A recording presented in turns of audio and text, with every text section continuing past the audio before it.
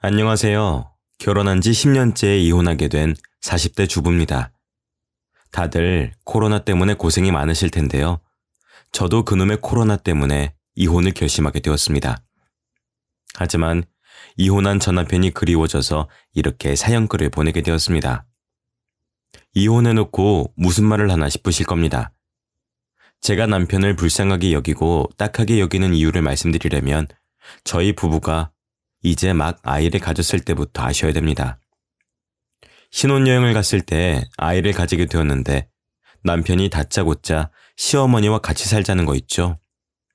친정엄마랑 같이 사는 거 반대할 땐 언제고 막무가내로 어머님을 데리고 와서 어이가 없었습니다.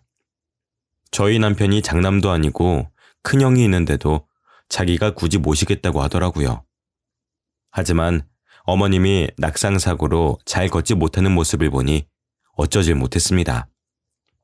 시어머니 성격도 보통이 아니라서 면전에서 대놓고 같이 살기 어려울 것 같다고 말도 못했죠.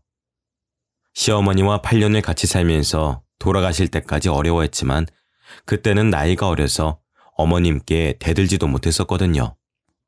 아들 하나를 키우면서 또 어머님도 돌봐드리며 힘겹게 살아가고 있었는데요.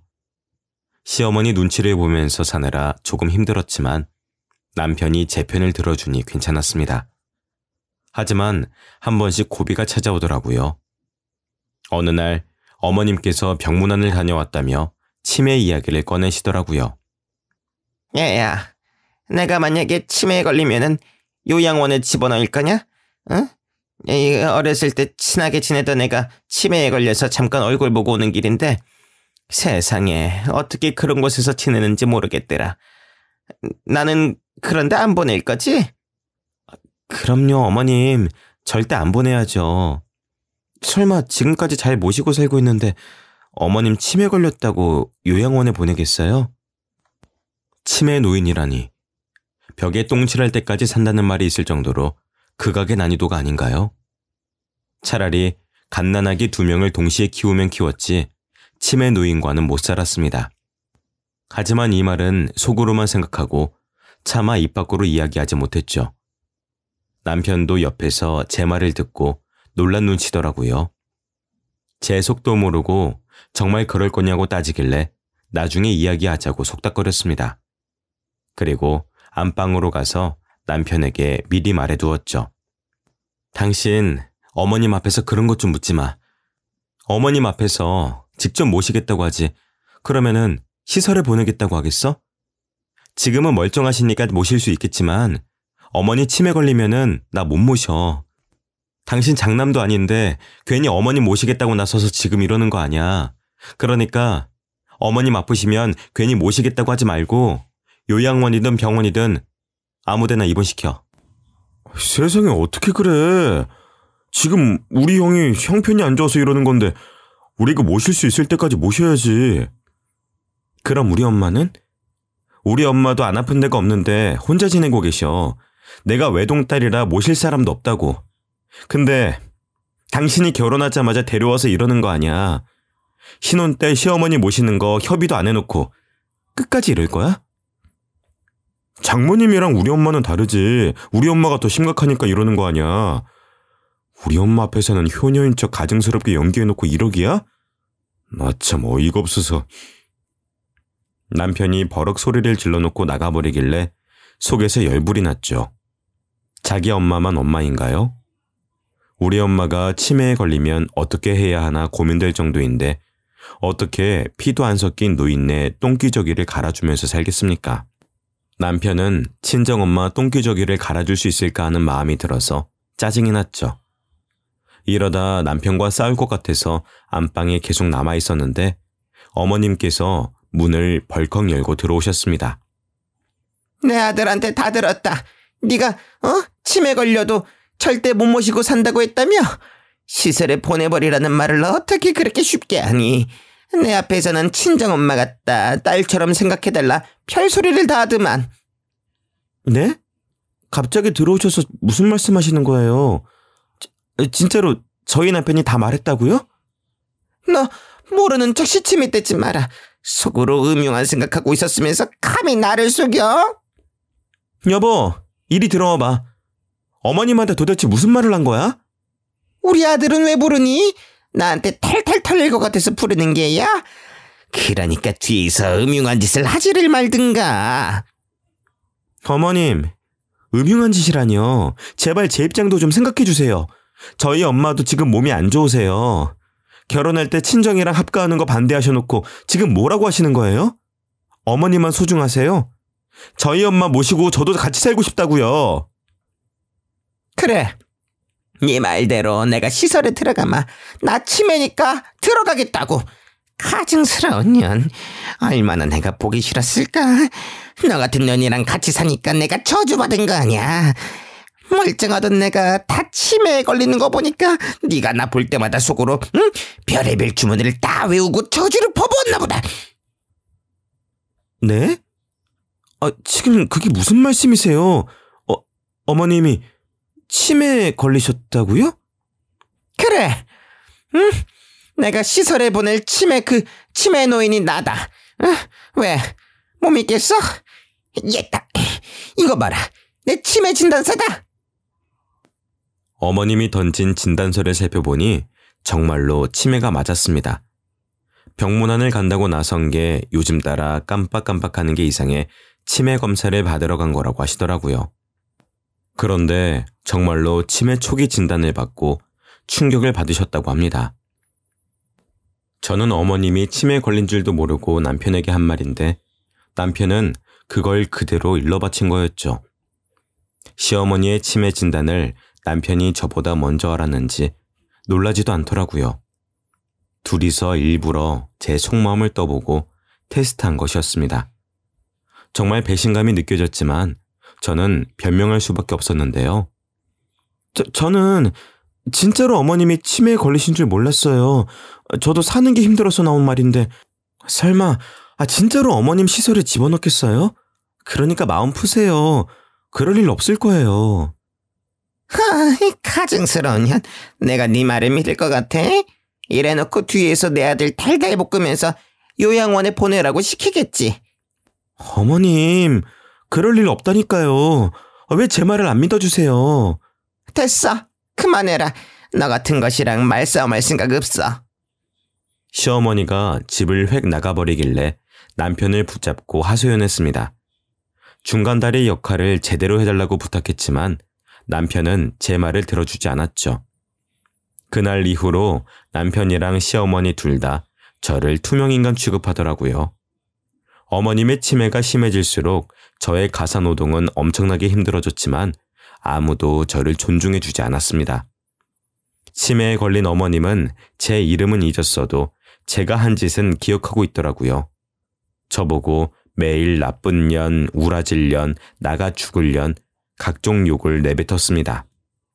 그 수모를 다 겪어내면서 8년을 견뎌냈죠. 8년이 지나 어머님을 떠나보냈지만 집안에는 늘 냉랭한 기운이 감돌았습니다. 남편은 저를 용서라도 해준 것처럼 어머님 장례를 치를 때 과거에 있었던 실언은 잊어주겠다고 친히 이야기해 주었죠. 남편이 계속해서 비아냥거리길래 저는 그냥 잠자코 앉아서 이 시간이 지나가기를 바랬는데요. 남편과 저는 정말 살얼음판을 걷는 것 같았습니다. 누구 하나 이혼 이야기를 꺼내면 정말로 이혼 절차를 밟을 것 같았죠. 그러다가 저희 남편이 재택근무를 하게 되면서 확실한 위기가 찾아왔습니다. 저희 남편은 땡땡사에 다니고 있는 회사원이었는데 요새 코로나라서 재택근무를 한다고 하더라고요. 처음에는 한 달 정도만 재택근무를 하겠지 싶었는데 코로나가 점점 심해져서 3개월을 넘게 집에서 일하게 되었습니다. 그러면서 남편의 몸이 점점 거대해지고 있었죠. 적어도 10kg에서 15kg는 찐 것 같아서 남편을 힐난했죠. 안 그래도 남편이 미워 죽겠는데 겉모습도 나빠지니까 못 참겠더라고요. 당신 지금 꼴 좀 봐. 재택근무한다고 맨날 집에만 있으니까 돼지가 되어가고 있잖아. 이러다가 100kg 넘어가면 어쩌려고 그래? 당신이 무슨 상관이야. 그동안 남처럼 지내놓고 걱정해주는 척하지 마. 뭐? 남처럼? 어떤 남이 쌍욕하는데 참아주나? 당신 어머니가 나한테 쌍욕을 해도 참았어. 내가 시어머니 친딸처럼 챙겨주고 돌봐준 건 생각도 안 하는 거야? 치매에 걸리면 시설에 잡아놓는다고 말한 사람이 누구였어?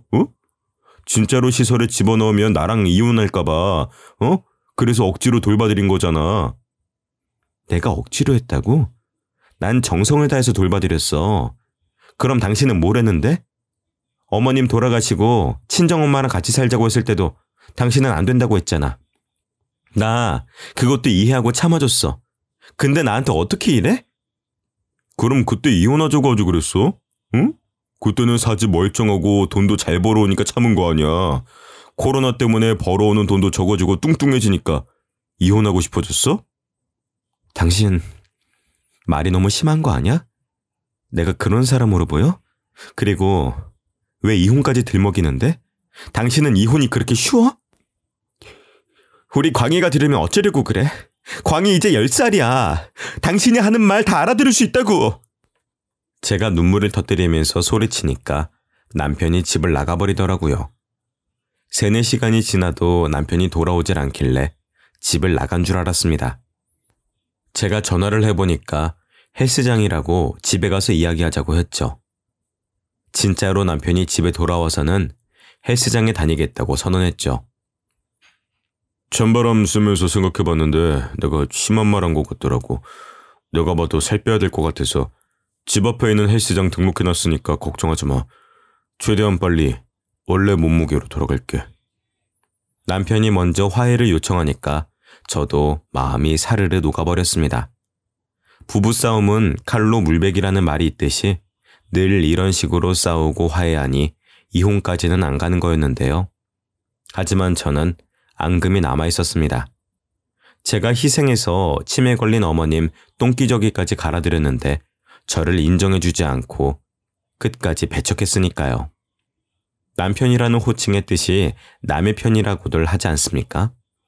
어머님이 난동을 피우며 못된 년, 애미 없는 년, 나를 감히 요양원에 가두려고 했냐고 폭언을 퍼붓는데도 남편은 제 편을 들어주지 않았죠. 늘 어머님 편을 들며 그러니까 옛날에 왜 그런 말을 했냐고 따지고 들었죠. 그 상처가 아직 남아있어서 저는 계속해서 남편을 헐뜯었습니다. 내가 어머님 돌보느라 바빠서 살찌니까 뭘 할 땐 얹고 고작 집에서 회사 일 하면서 살이 그렇게 쪘어? 헬스장 다니면 뭐해? 재택근무 계속하면 살이 다시 찔 텐데? 당신 왜 말을 그렇게 해? 내가 좋게 생각해서 살갑게 말해본 건데 당신이 맨날 그런 식으로 말하니까 우리가 싸우는 거 아니야.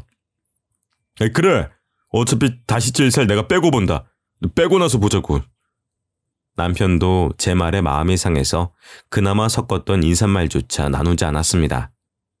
약속이나 무얼 사려고 잠시 나갈 때도 다녀오겠다, 다녀왔다는 말도 하지 않은 거죠. 그렇게 남편의 재택근무가 아예 끝나고 다시 회사로 복귀할 때까지 저희는 서로를 투명인간 취급했습니다.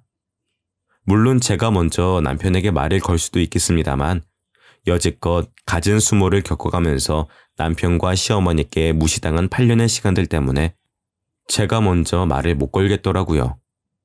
그 사이에 남편이 헬스장을 계속해서 다니고 있었는지 날이 갈수록 날씬해지고 있었습니다. 예전 몸무게는 물론 저와 연애했을 때처럼 근육이 생기고 있어서 가슴 설렜죠. 그래서 남편과 화해할 겸 분위기를 잡았습니다.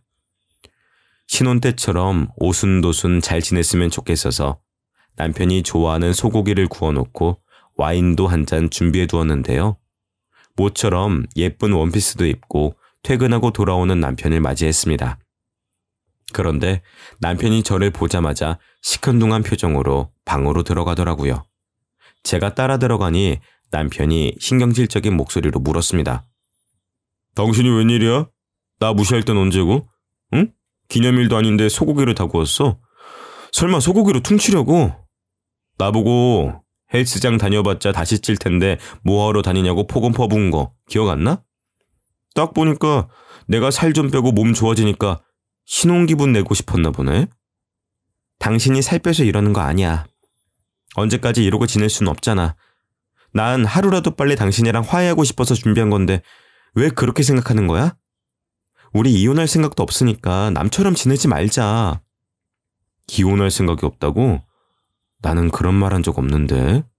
언제부터 당신이 내 생각을 읽을 수가 있었어? 나 참 어이가 없어서. 됐어. 피곤해.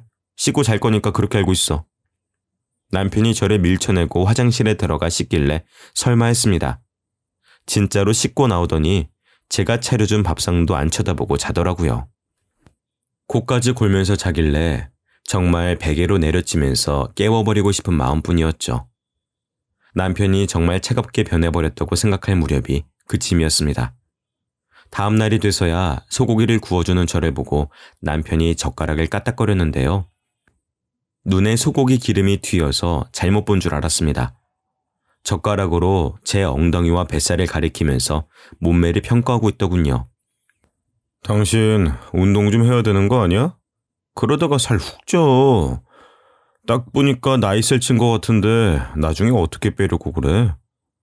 아줌마 같아서 나랑 다니면 웃기겠다. 내가 아줌마면 당신은 아저씨지. 왜 남의 이야기하는 것처럼 말해? 아침부터 시비 걸지 말고 얼른 먹고 출근이나 해. 난 일하다가 찐 살이라고 해도 당신은 무슨 고생을 했다고 살이 그렇게 찐 거야? 하루 종일 하는 거라고는 청소기 돌리고 설거지하는 것뿐이잖아. 당신도 젊은 애들처럼 필라테스나 요가 같은 거 좀 배워봐. 설마 몇 개월 전에 살 때문에 뭘 한 것 때문에 그래? 지금 복수하는 거냐고. 나이가 몇 살인데 계속 유치하게 굴래? 그만해. 슬슬 짜증나려고 하니까. 짜증내고 싶으면 짜증내. 평소에는 잘만 내더니 웃기시네. 어제 분위기 잡으려고 용 쓰던데 그걸로 신혼 분위기를 어떻게 내려고 했어? 당신 몸만 보면 40대가 아니라 50대야. 여자처럼 안 느껴진다고. 그 말을 듣는 순간 젓가락을 확 내려놓았습니다. 분노와 함께 눈물이 차올라서 남편 눈도 못 쳐다보고 집을 나와버렸죠. 집 근처 공원으로 나와서 동네 사람들이 보든 말든 펑펑 울었던 것 같습니다. 정신없이 울고 나니까 30분이 흘러있더라고요. 이쯤 되면 남편이 회사 가고 없을 것 같아서 집으로 올라갔습니다. 집에 가보니 남편이 식탁에 핸드폰을 두고 갔더라고요. 가져다 둘 생각은 추호도 없어서 구석에 던져두려고 핸드폰을 챙겨들었습니다. 그때 충격적인 장면을 목격했죠. 남편이 무음으로 맞춰뒀는지 핸드폰 알람 소리도 없이 문자가 한 통 왔는데요.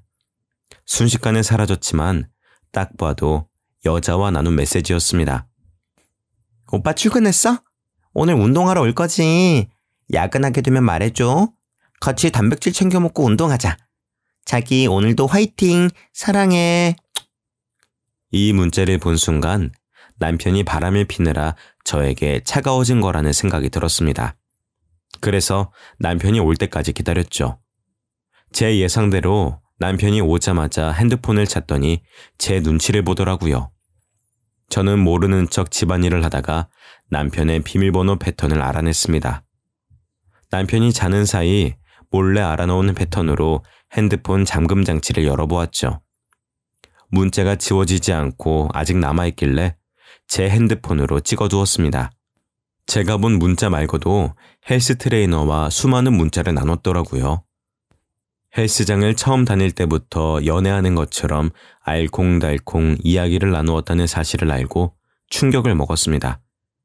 최근에는 본격적으로 저를 속이고 데이트를 하거나 당일치기 여행을 간 날도 있었는데요. 그 문자들을 본 순간 운동하러 가는 남편을 따라 나서야겠다는 결심이 들었죠. 그래서 바로 다음 날 남편 회사 근처에 숨어있게 된 거였습니다. 남편이 퇴근하고 회사에서 나와 헬스장으로 가는 것 같길래 저도 따라갔죠. 남편이 당연히 헬스장으로 갈 줄 알았는데 웬 주택가로 들어서더라고요. 설마 그동안 헬스장이 아니라 불륜녀의 집으로 들어간 것이 아닐까 하는 예감이 들었습니다. 역시 제 예감이 맞더라고요. 남편이 익숙하게 오피스텔로 들어가 불륜녀 집 비밀번호를 누르더니 현관문을 열고 있었습니다. 당연히 그 안에서 불륜녀가 튀어나와 남편에게 안기었죠. 저는 그 모습을 보자마자 바로 달려가 불륜녀의 뺨을 내려쳤습니다. 남편이 화들짝 놀라 저를 보더니 대뜸 소리를 질러댔죠. 당신이 왜 여기 있어? 지금 설마 날 미행한 거야? 완전 미친년 팬네 아니야. 아무리 가족이라도 그렇지 이거 범죄인 거 알지? 스토킹에 폭행죄까지. 야, 우리 지훈이가 때릴 데가 어디 있다고 때려. 당신 거기 딱 있어. 경찰에 신고할 테니까. 뭐? 신고? 당신 돌았어? 나 몰래 바람핀 것도 모자라 신고를 해? 그것도 불륜녀 편을 들면서? 그래, 신고해. 경찰 올 때까지 너 죽고 나 죽자. 누가 이기는지 보자고. 제가 불륜녀 머리채는 물론 남편의 머리채까지 잡으려고 하니까 남편이 난동을 피우며 저를 밀어냈습니다. 아이씨, 옆에 내가 진짜. 당신이 뚱뚱해서 이러는 거 아니야. 우리 지훈이를 봐. 얼마나 날씬하고 예뻐? 근데 당신은 곧 있으면은 아줌마를 뛰어넘어서 할머니가 되게 생겼네. 거울은 보고 다니는 거야? 왜 이렇게 막말하는 건데? 생각이란 걸 하고 있긴 해? 진짜 나랑 이혼하려고 이러는 거야? 우리 광희를 생각하라고. 당신 원래 이런 사람 아니잖아. 이 여자한테 홀려서 이렇게 된 거잖아. 내가 이번 한 번만 봐줄게. 그러니까 우리 돌아가자. 응? 내가 왜? 이 손 놔. 우리 엄마 치매 노인이라고 매일 눈치 주고 집안에서 편하게 못 있게 할 때는 언제고 피해자인 척하는 거야? 다른 여자들은 아무 말 안 하고 시댁살이나 잘한다고 하던데, 응? 당신은 뭐가 그렇게 잘나서 틈만 나면 나한테 뭐라고 하고 시비 걸고 그러냐고. 너 잘난 거 하나도 없잖아. 예쁘기를 해, 날씬하기를 해? 둘 다 부족하면 성격이라도 좋든가. 제가 간절하게 매달리는데도 남편이 제 손을 뿌리치면서 저에 대한 비하 발언을 내뱉더라고요. 기다렸다는 듯이 줄줄이 저에게 욕을 해대는데 정말로 오랫동안 생각해온 진심 같아 보였습니다. 남편이 저 몰래 이런 생각을 하고 있다니. 남편의 손이 제 손이 아닌 제 뺨을 후려치는 기분이 들었죠. 갑자기 몰려오는 배신감에 못 이겨 저도 남편에게 이혼 이야기를 하고 말았습니다. 아, 그러셨어? 당신만 힘들고 불편했다 이거지? 정작 치매노인 똥기저귀 갈아주고 욕짓거리 다 듣고 산 나는 오죽했겠어? 그래, 8년간의 고생도 이해 못해준 사람이랑 어떻게 살겠니? 당신 나랑 이혼하고 싶어서 이러는 거지? 이혼하자. 지금 당장 이혼하자고. 바라던 바야. 이혼 도장 바로 찍어. 당신이랑 어떻게든 이혼하고 싶었는데 드디어 이혼하게 됐네. 대놓고 바람핀 주제에 내가 그냥 이혼해 줄 것 같아? 불륜 증거 다 모아뒀어.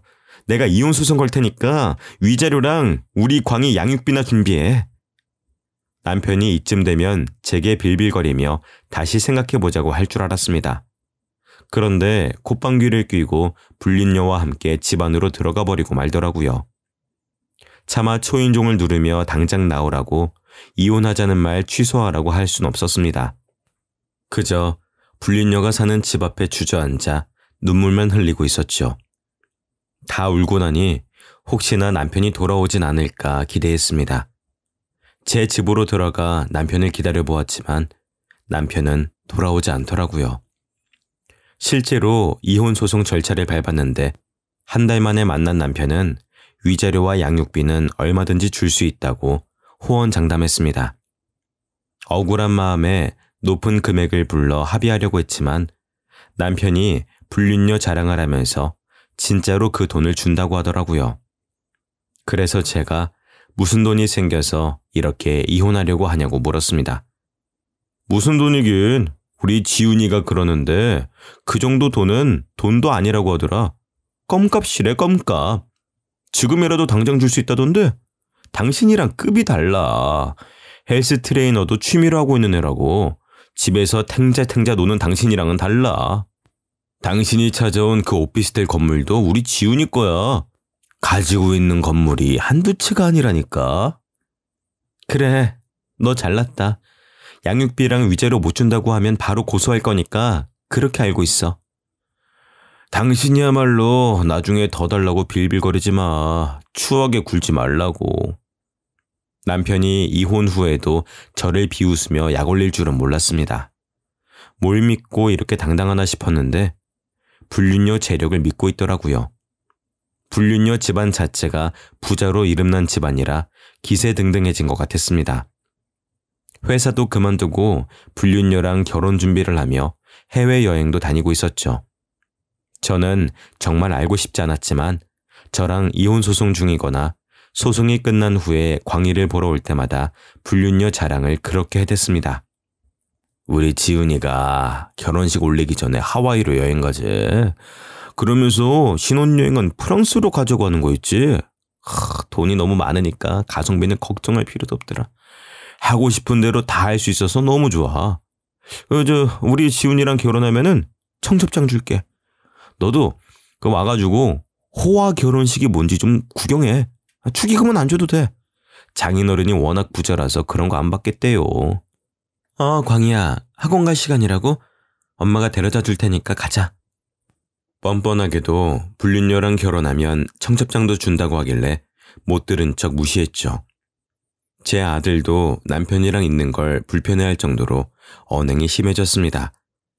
나이를 뻘로 먹는지 생각하는 뇌가 없는 것 같았죠. 자기가 하는 말 때문에 아이가 어떻게 변해가는지 모르고 있었습니다. 저는 남편이 불륜녀에게 홀려서 머리가 어떻게 되어버린 줄 알았는데요. 다행히 남편의 불륜녀 자랑도 거기서 끝이 나고 말았습니다. 불륜녀가 운영하는 헬스장 남자 고객과 바람을 폈다는 거 있죠. 남편보다 더 잘생기고 능력 있고 나이까지 어린 남자였습니다. 그 소식을 어떻게 알게 되었냐고요? 남편이 제 발로 집까지 찾아와서 저에게 매달리기 시작했거든요. 여보, 내가 잘못했으니까 우리 다시 합치면 안 될까? 내가 이렇게 빌게. 갑자기 그게 무슨 말이야? 얼마 전까지 당신 불륜녀 자랑을 그렇게 하더만. 지훈이가 나보다 더 젊고 돈 많은 남자랑 도망갔어. PT 해주는 남자 고객 같은데 내 돈 다 가져가서는 연락도 안 받아. 나한테 아버지 사업 핑계대면서 대출까지 쓰게 만들더니 나 그년 때문에 땡전 한 푼도 없어. 오히려 빚만 늘었다고. 그래서 나랑 다시 결혼해서 빚 갚아달라는 말이야? 내가 그래줄 것 같아? 그년이 그렇게 부자라며. 그 남자 질리면 돌아와서 당신 빚을 갚아주겠지. 다시 올 때까지 기다려. 그럼 되겠네. 그년이 안 올 것 같아서 이러는 거야. 그의 아버지 부자인 거 다 거짓말 같아. 꽃뱀인 것 같다고. 나 꽃뱀한테 당한 거야. 그러니까 한 번만 봐주면 안 될까? 꽃뱀한테 홀려서 와이프 버린 놈을 내가 뭐하러? 집안 망신시킬 일이 있어? 우리 광희도 당신 안 좋아하니까 당장 꺼져. 제가 이렇게 말하면서 쫓아내려고 하니까 남편이 무릎까지 꿇었습니다. 파리처럼 싹싹 빌면서 저한테 눈물로 호소하는데 경찰을 부르겠다고 소리쳤죠. 남편은 그날만 절 찾아온 것이 아니었습니다. 매일 찾아와서 문을 두드리거나 광희를 불러 문을 열게 만들길래 112에 신고해 주거침입죄로 신고한 적도 있었는데요. 진짜로 경찰들이 남편을 잡아가니까 그 뒤로 제 집을 찾아오지 않았습니다. 그렇게 이혼 후 9년이 흘렀습니다. 남편은 당연히 빈털터리가 돼서 양육비도 주지 못하는 상황이었는데요. 불륜녀한테 당한 배신감이 컸는지 결국 남편 지인들도 저에게 SOS 요청을 했습니다. 전화로 남편 사정을 들어보니까 거의 폐인이 되었다고 하더라고요. 순영씨, 우리 형님 좀 다시 만나주면 안 될까요? 순영씨랑 너무 만나고 싶어 하는데 연락할 방법이 어때요? 빚쟁이들 때문에 번호 바꿔서 여기 이 번호로 연락해달라고 하던데 미친 척하고 딱 한 번만 만나줘요. 너무 불쌍해서 그래. 남편 지인이 문자로 전화번호를 전달해 주길래 일단 알겠다고 했습니다. 그동안 무려 9년이라는 시간이 흘러가서 이제 모든 게 덤덤해졌죠. 남편만큼은 아니지만 과거에 제가 잘못한 것들도 생각나서 조금은 후회가 됐습니다. 그때 그런 인신공격을 하지 말고 차분하게 잘 말해볼 걸 하는 그런 반성을 가끔씩 하고 있었거든요. 이런 후회는 둘째치고 남편이 지금은 어떻게 지내고 있는지 궁금하기도 했습니다. 그래서 남편 지인이 준 전화번호로 전화를 걸어보았죠. 제가 여보세요라는 말과 함께 나 순영이야 라고 말하니까 잠시 침묵이 흘렀습니다. 침묵을 깬 사람은 남편이었죠. 순영아, 오랜만이다. 제철이한테는 내 이야기 들었어? 너한테 더 하고 싶은 이야기가 있는데 잠깐만 얼굴 좀 볼 수 있을까? 오랜만에 밥 한 끼 하자. 우리가 만나서 할 이야기가 있을까? 너는 없을지 몰라도 나는 있어. 광희도 보고 싶고. 나도 양육비 주려고 노력할 테니까 한 번만 기회 주라. 남편이 이렇게까지 간곡하게 나오는데 어쩌겠나요. 남편이 만나자는 약속을 잡으려고 하길래 알겠다고 했습니다. 내일 오후 5시 제 집 근처에서 만나자고 하길래 한숨도 못 잤습니다. 불편한 자리가 될 것 같아서 긴장이 되더라고요. 그렇게 다음날 오후 5시가 되어 집 근처 카페로 가니 남편이 먼저 앉아 있었습니다. 정말 몰라보겠더라고요. 제가 살쪘다고 구박했을 때보다 더 쪄서는 100kg은 되어 보였습니다. 처음에 긴가민가해서 조심스럽게 자리에 앉으니 남편이 멋쩍게 웃어 보이며 말했습니다.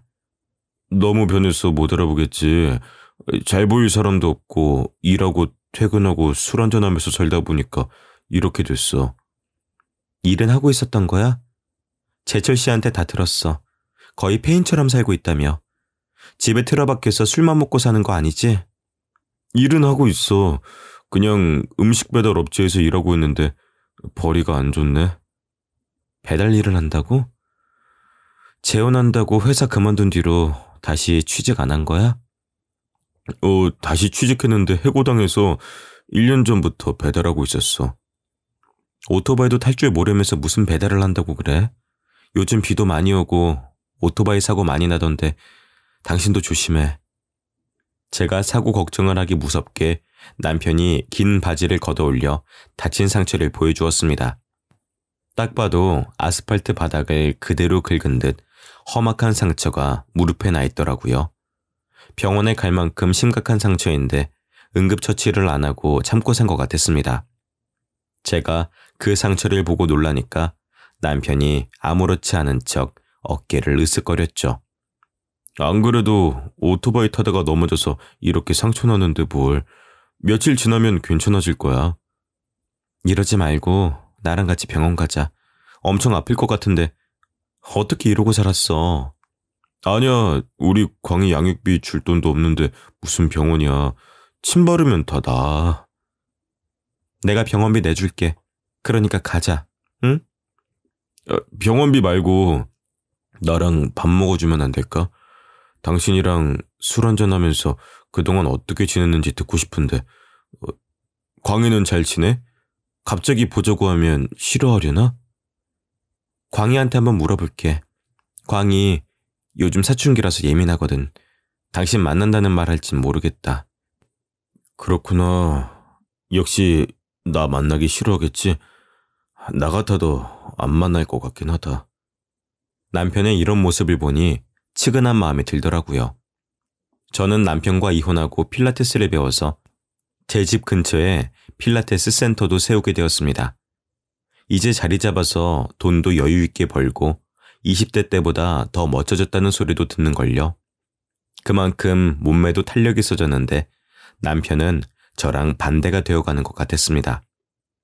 제 아들 광희조차 전교 1등을 연이어 기록하며 담임 선생님들조차 서울대를 목표로 하자는 이야기가 나오고 있는데 남편은 날이 갈수록 불쌍하게 사는 것 같아서 눈물이 날 뻔했죠. 행여나 눈물을 흘릴까 억지로 웃어 보이며 남편을 얼른 일으켜 세웠습니다. 그래, 당신 말대로 밥부터 먹자. 우리 소고기에 술 한잔 하자. 내가 쏠게. 소고기는 무슨 소고기야. 삼겹살 먹자. 당신 소고기 좋아하잖아. 입맛 바뀌었어. 오랫동안 소고기 안 먹으니까 냄새나고 뻣뻣하게 싫더라. 돼지고기는 많이 먹을 수 있으니까 그거 먹으러 가자고. 소고기 많이 시켜. 그 정도는 사줄 수 있어. 제가 호의적으로 나오니까 남편 얼굴이 눈에 띄게 밝아지더라고요. 아무리 미워도 우리 광희 아버지니까 먹고 싶은 만큼 다 사주려고 했습니다. 그날 허심탄회하게 이야기하며 실컷 먹고 마시다가 늦은 시간에 헤어졌죠. 정말 그날이 마지막인 줄도 모르고 나눈 식사와 대화였던 것이죠. 그러다 몇 달 뒤에 모르는 번호로 전화가 걸려온 것이었습니다. 전화를 받아보니 제가 사는 곳에서 한참 떨어진 땡땡 병원이라고 하더라고요. 석준 씨 아내 되십니까? 여기 땡땡 병원입니다. 석준 씨가 갑자기 사고를 당하셔서 연락드립니다. 네? 저 이혼해서 호적상 아내는 아닌데 무슨 사고 때문에 그러시나요? 이석준 씨가 오토바이 사고로 현재 응급실에 있습니다. 전화번호부에 아내라고 저장되어 있어서 이쪽으로 연락드렸습니다. 배달 일 하시다가 빗길에 큰 사고가 나서 바로 수술 들어가야 되는데요. 보호자분 서명이 필요합니다. 알고 보니 남편이 저를 사랑하는 아내라고 저장해 두었던 것이었습니다. 그래서 응급실 간호사가 남편 휴대폰을 뒤져보다가 사랑하는 아내에게 제일 먼저 전화를 걸었던 거죠. 나랑 다시 이어지고 싶은 마음에 몰래 아내라고 저장해 놓은 걸까 싶어서 마음이 먹먹해지고 말았습니다. 그 말을 듣는 순간 남편에 대한 미움보다는 안타까움이 더해졌으니까요. 제 폰에 저장되어 있던 시댁 식구들에게 연락하면서 얼른 병원에 달려가 보았는데요. 땡땡병원 응급실에 도착하자마자 멀리서 CPR을 하고 있는 의사가 보였습니다. 가까이 가보니 오토바이 헬멧이 보였고 간호사들이 움직이면서 가려져 있던 전 남편의 얼굴이 보였죠. 전 남편의 얼굴을 확인한 지 몇 분이 채 지나지 않아 심정지 소리가 들렸습니다. 삐 하는 소리와 함께 남편이 세상을 떠났고 이혼한 사이였지만 왠지 모르게 눈에서 눈물이 주르륵 흘러내렸죠. 예정과 저를 아내라고 저장해둔 남편의 마음이 느껴져서 눈물을 흘리다 못해 통곡을 하고 말았는데요. 시댁 식구들이 그제야 도착해서는 저를 꼭 안아주더라고요. 정신을 차리고 안아준 이의 얼굴을 보니 남편의 여동생이 절 끌어안고 있었습니다. 허니 울지 마. 나 누군지 알아보겠어? 나 석준이 오빠 여동생 석희잖아. 진짜 오랜만이다. 오빠 죽고 나서야 이렇게 보게 되네. 내가 정말 미안해. 오빠가 여자한테 홀려서 큰 죄를 졌어. 석희야, 나 어쩌면 좋아. 바람 펴서 다른 여자랑 도망간 놈 뭐가 좋다고 이렇게 눈물이 나오는지 모르겠어. 안 죽었으면 좋았을 텐데 끝까지 나쁜 놈으로 남지. 뭐가 급하다고.